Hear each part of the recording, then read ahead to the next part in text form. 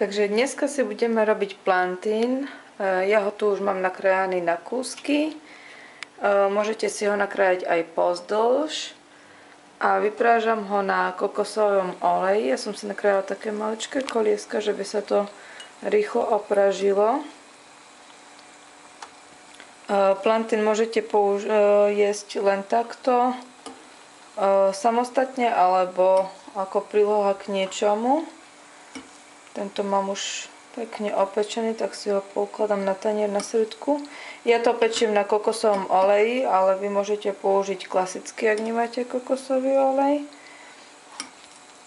Plantín je výborný, takto samostatne má skvelú sladkú chuť.